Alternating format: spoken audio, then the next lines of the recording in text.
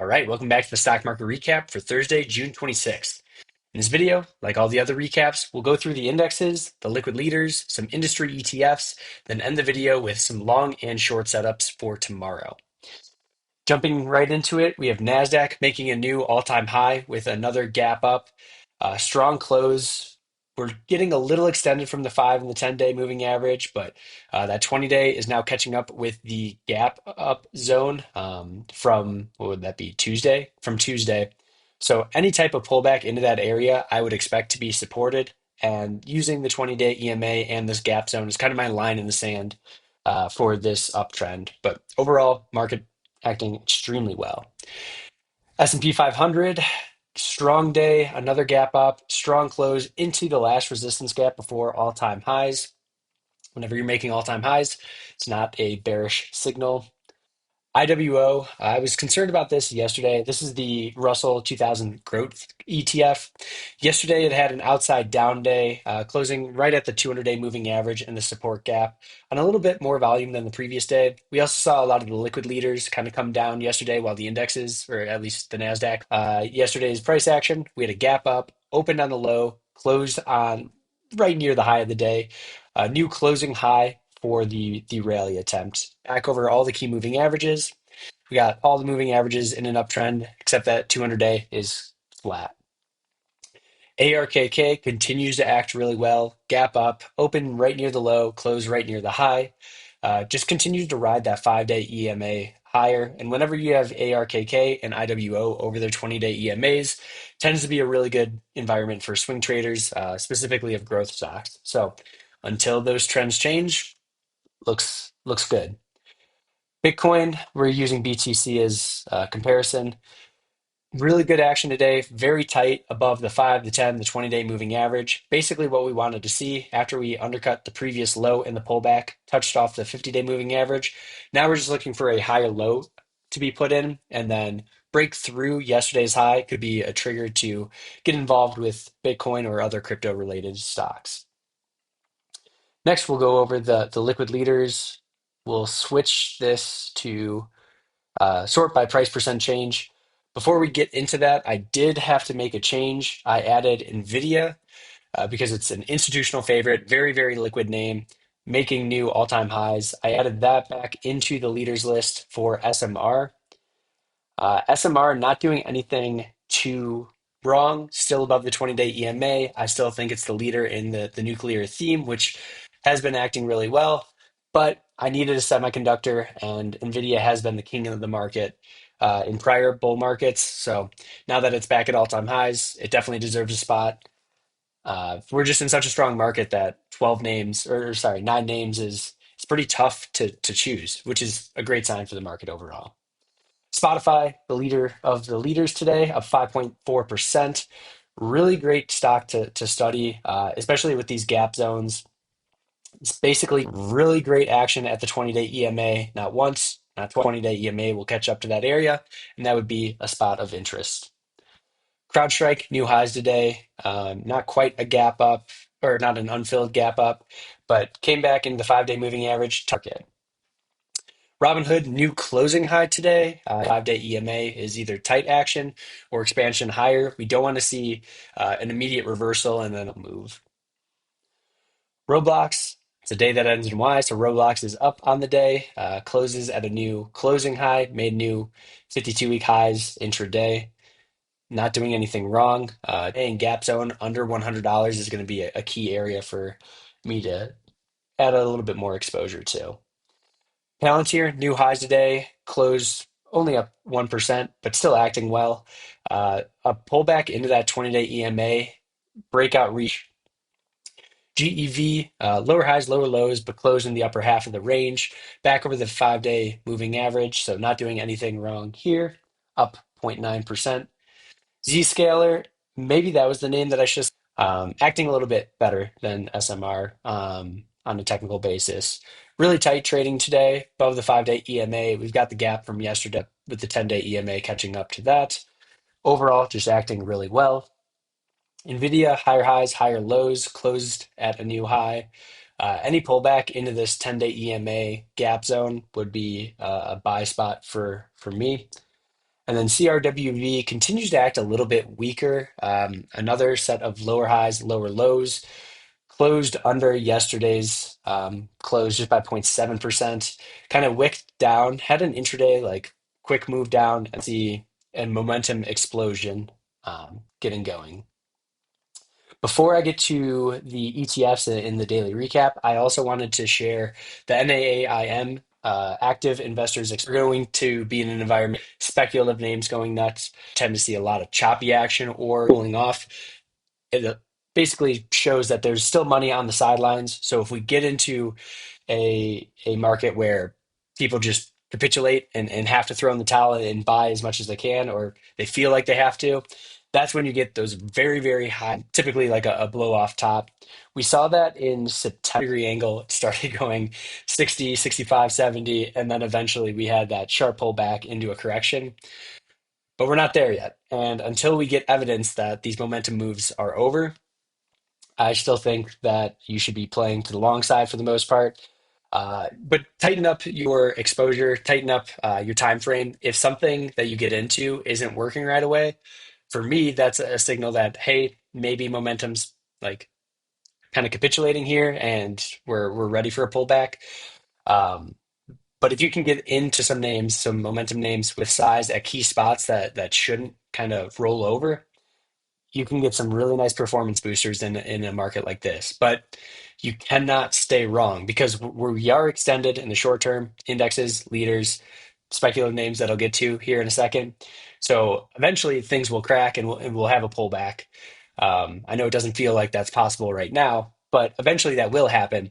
And you don't want to be sizing up, getting it wrong, and then staying wrong at that turning point. So I'm going to still play from the long side, just shorten up my time frame, try to be right away in some of these stocks, and if I'm wrong, I'll get out for some small losses, but definitely in the environment of looking for performance boosters instead of building into core positions at this point. Daily recap, I just had two sections to go over, some new highs, and A rallied from $2 up to $33, getting a little extended, but very strong. TSSI rallied from $5 up to $30, getting a little extended. I still have to draw the gaps in this chart, um, but you could see very strong action. This is a name that I would eventually be looking for a potential blow off top to short, but not quite yet because we're still getting quality action to the upside here. RKLB, new highs. OUST, new 52-week highs, recently rallied from $6 up to $25. Not what you see at the beginning of a new uptrend, tends to be what you see nearing the end before a pullback. But again, you want to stay on the side of the trend, stay on the side of the daily view app if you're trying to short some of these names because it's been a market where you'll get your face ripped off if you're wrong and you stay wrong on anything short. DAVE closed above this gap down zone at a new high. Coinbase up 5.5% new high. Spotify, we already covered new high. CCJ, new highs. RCL, another gap up. Open on the low, close on the high. That's where I was this weekend, so it makes sense that my money's going to the right places, even if I don't have a position in the stock. Netflix new highs, Uber new highs. We close over this resistance gap, which is great to see. Now we have blue skies ahead. CrowdStrike we covered, Roblox we covered, AVGO, another liquid leader in the semiconductor space, new highs. Ali, new highs. Microsoft getting a little extended here. We had another gap and strong close. Volume starting to lighten up here. What you would want to see in kind of like a blow off move is another gap in like a big volume thrust higher. But until we get that, the trend is just higher. Palantir, new highs, CLS, ZS, NVIDIA, NET, and HWM, all new highs. So out of my list of about 100 stocks that I track each day, 24 of them made new 52-week highs today. That's incredible strength in the market. Getting to the speculative names, I haven't updated these charts, but you could see just a lot of strong moves out of the speculative names. Um, LAES up 16%, PDYN up 15%, Joby up 11%, IRIN up 11% or 10.5%, Serve up another 10%. RR, which we had on the short watch list through this area, and we put it on yesterday to see if we could get followed through the downside, just to kind of track the market. And instead, we got a gap up, open on the low, close near the high of the day through the 20-day. And that shows you that there's momentum still in this market. UMAC up 8%, RCAT up 5.8% back through the 5, the 10, the 20-day. And QS, another monster move. Got to clean up this chart a little bit, but up another 35% after yesterday's 30% day. Just getting extremely, extremely strong for speculative names. Now, again, speculative names tend to run at the beginning of moves when they get washed out and then they bounce back after oversold levels. And then they tend to run at the end of uptrends. We see the indexes making new highs. We see liquid leaders starting to get a little extended. And we get the speculative names running.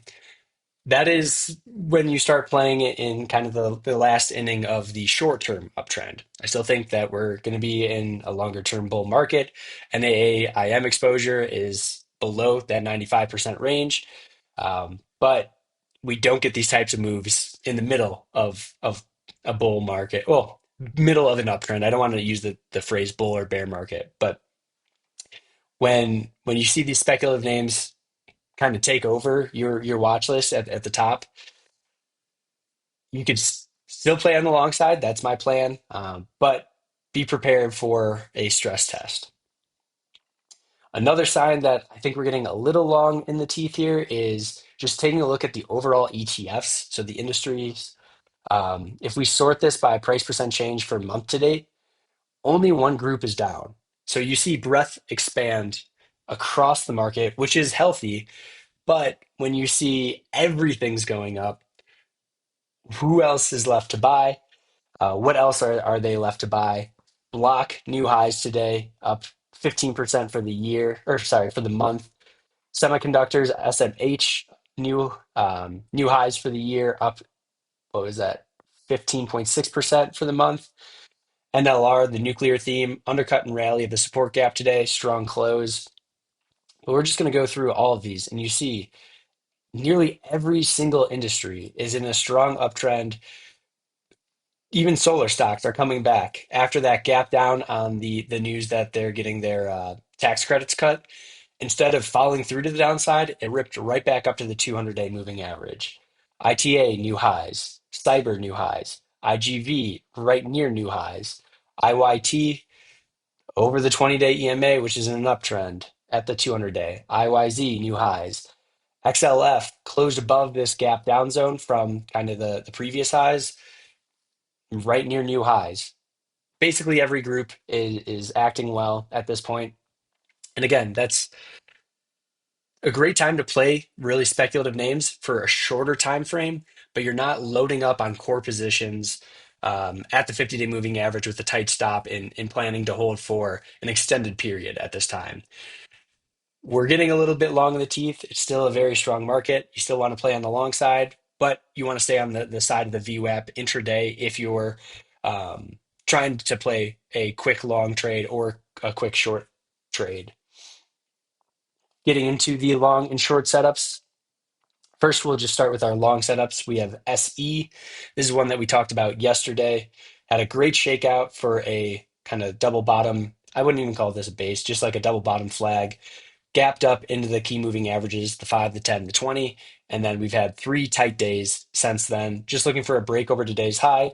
Stop at the, I would say at the pullback low here at 152 for a really tight stop.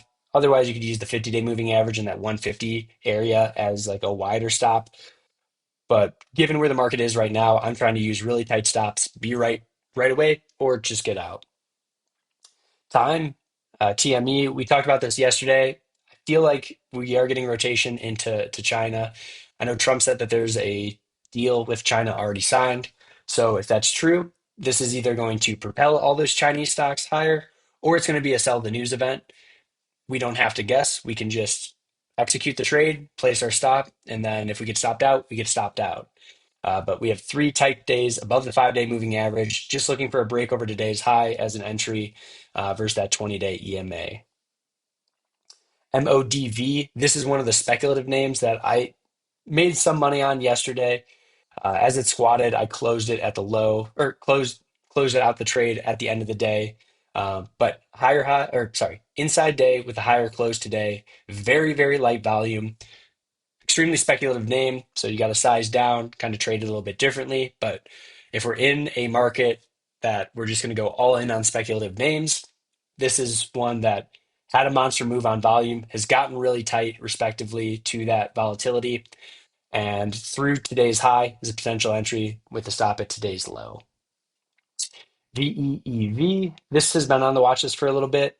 Big weekly base, exploded on earnings, up 19%. Has basically traded sideways with a lot of wicks, upper and lower until that point. I'm more so using this as a gauge whether we're still in a risk on market or not. If we break to the upside, personally, I probably won't trade this myself, but you do have kind of that resistance gap pivot through 285 as an entry, stop at the HVC or today's low. TEM has frustrated basically everyone at this point. Yesterday, we rallied up to the resistance gap and failed, closed right under the 20-day EMA. Today, inside day on lower volume of 4%, reclaiming all the key moving averages. Just looking for a break through today's high, stop at today's low on that one. CRCL had a couple days where we were pulling back here and we saw momentum names kind of have a pullback, down 15%, down 11%.